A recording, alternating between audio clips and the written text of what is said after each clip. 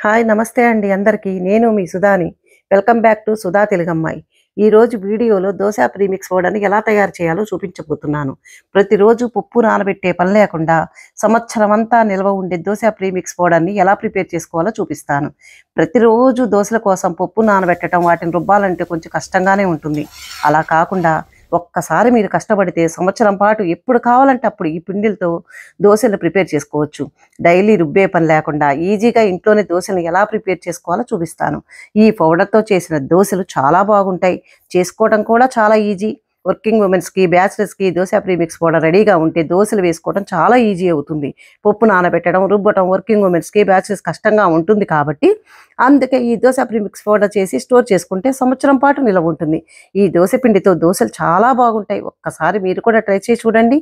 మీకు కూడా చాలా బాగా నచ్చుతాయి. ఇప్పుడు ఈ దోసల ప్రీమిక్స్ పౌడర్‌ని ఎలా తయారు చేయాలో చూసేద్దాం రండి. కావాల్సింది దేనికి? ముందుగా ఇప్పుడు మనం స్టవ్ పైన బాండీ పెట్టుకొని అందులో 1 కప్పు మినపగుళ్ళని తీసుకొని దోరగా వేయించుకోవాలి. 1 కప్పు మినపగుళ్ళకి ఎంత క్వాంటిటీ ఏమేం కావాలో నేను చూపిస్తా. దాన్ని బట్టి మీరు ఒక గిన్నెతో అయినా కానీ గ్లాస్తో అయినా కానీ కొలుచుకొని ప్రిపేర్ చేసుకోవచ్చు. ఈ మినపగుళ్ళను వేయించేటప్పుడు మనం లో ఫ్లేమ్లోనే పెట్టుకొని వేయించుకోవాలి. అప్పుడే మంచి ఫ్లేవర్తో చక్కగా వేగుతాయి. చూశారు కదా, ఇలా వేగిన తర్వాత ఈ మినపగుళ్ళని ఒక ప్లేట్లోకి తీసుకొని పూర్తిగా చల్లారనివ్వాలి. ఇప్పుడు మరలా ఇదే బాండీని స్టవ్ పైన పెట్టుకొని ఇందులో 1 కప్పు మినపగుళ్ళకి 2 కప్పుల బియ్యాన్ని తీసుకుంటున్నాను. 1 కప్పుకి 2 కప్పులు బియ్యం వేసుకోవాలి. మీరు గ్లాస్ కొలత కనుక తీసుకుంటే 1 గ్లాసు మినపగుళ్ళకి 2 గ్లాసులు బియ్యం తీసుకోవాలి. ఈ బియ్యాన్ని కూడా లో ఫ్లేమ్లోనే దోరగా వేయించుకోవాలి. మరీ ఎక్కువగా కూడా వేయించుకోకూడదు. ఫ్లేవర్ వచ్చేంత వరకు వేయించుకుంటే సరిపోతుంది. నేను వాడిన బియ్యం రోజు మా ఇంట్లో అన్నం ప్రిపేర్ చేసుకోవడానికి వాడే రైసే వాడుతున్నాను. అందుకని ఈ రైస్ కడగకపోయినా పర్వాలేదు. అదే మీరు రేషన్ బియ్యం వాడుకుంటే కనుక శుభ్రంగా కడిగి ఆరబెట్టి అప్పుడు ఇలా వేయించుకోవాలి. ఇలా లో ఫ్లేమ్లో వేయించుకున్న తర్వాత ఇప్పుడు చూడండి, ఇక్కడ బియ్యం బాగా వేగాయి. ఇవి కూడా ఒక ప్లేట్లోని తీసుకొని ఇవి కూడా పూర్తిగా చల్లారనివ్వాలి. మరలా ఇప్పుడు స్టవ్ పైన బాండీ పెట్టుకొని ఇందులో 1/2 కప్పు సగ్గుబియ్యంని వేసుకొని వేయించుకోవాలి. వీటిని కూడా ఎక్కువగా వేయించకుండా లైట్గా వేడయ్యేంత వరకు వేయించుకుంటే సరిపోతుంది. ఇలా వీటిని లో ఫ్లేమ్లోనే వేయించుకోవాలి. ఇప్పుడు దీనిలోకి మనము 1 స్పూను మెంతుల్ని తీసుకొని మెంతుల్ని కూడా వేసుకొని లో ఫ్లేమ్లోనే వేయించుకోవాలి.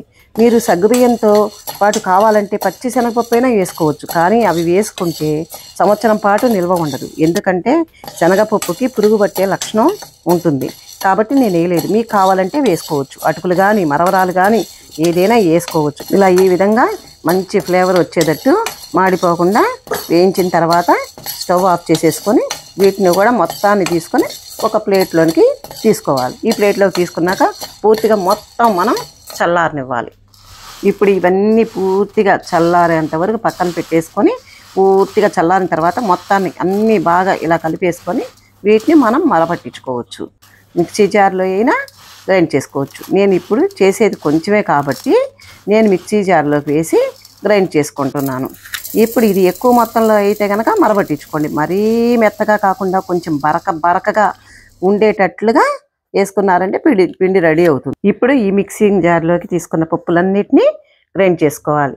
ఇప్పుడు నేను గ్రైండ్ చేశాను చూడండి. ఇలా ఈ విధంగా మెత్తగా కాకుండా కొంచెం బరకగా మిక్సీ చేసుకుంటే దోసలు చాలా క్రిప్సీగా వస్తాయి. ఇప్పుడు ఈ పిండినంతటినీ ఒక ప్లేట్లోకి తీసుకోవాలి. ఇప్పుడే గ్రైండ్ చేశాం కాబట్టి కొంచెం వేడిగా ఉంటుంది. ఈ వేడి అంతా చల్లారే వరకు ఒక ప్లేట్లో తీసుకొని బాగా చల్లారనివ్వాలి. పిండి అంతా చల్లారిన తర్వాత పిండి మొత్తాన్ని మనం ఇది మొత్తం ఆరిపోయినాక పిండి అంతా ఆరిపోయినాక అప్పుడు ఒక 8 జార్లోకి తీసుకొని మనం స్టోర్ చేసుకోవాలి. ఇలా స్టోర్ చేసుకుంటే మీకు ఎప్పుడు కావాలంటే అప్పుడు దోసలు వేసుకోవచ్చు.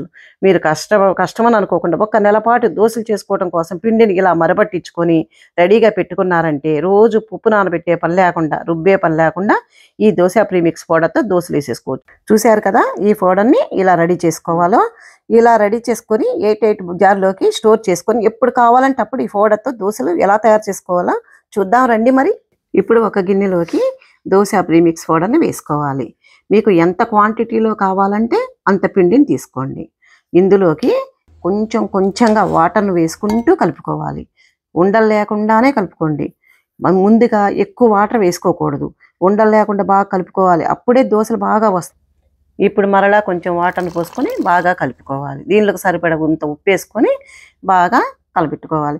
మీరు ఈ పిండితో రేపు మార్నింగ్ దోశలు వేసుకోవాలి అని అంటే మీరు ఈ పిండి నైట్ అంతా నానబెట్టాలి. మార్నింగ్ దోశలు వేసుకోవచ్చు, అప్పుడే దోశలు బాగా వస్తాయి. లేదు మాకు అప్పటికప్పుడే దోశలు వేసుకోవాలి అంటే అప్పుడు ఈ పిండిని 30 నిమిషాల పాటు నానబెట్టాలి. దీనిలో కొంచెం ఉప్పు, కొంచెం సోడా ఉప్పు వేసుకొని కలుపుకోవాలి. అలా వేసుకున్నా కూడా దోశలు చాలా బాగా వస్తాయి. నేను పిండిలో ఉప్పు వేసాను కాబట్టి ఈ పిండి కూడా చాలా చక్కగా పొంగుతుంది. ఇక్కడ నేను సోడా ఉప్పు వేయలేదు, నేను ఇక్కడ న్యాచురల్గా పెర్మెంట్ చేస్తున్నాను. ఇది హెల్త్కి కూడా చాలా మంచిది. ఇలా పిండి అంతా బాగా కలిపేసేసుకొని మూత పెట్టేసుకొని పక్కన పెట్టేయాలి. ఈ 10 గంటల పాటు పులియనివ్వాలి.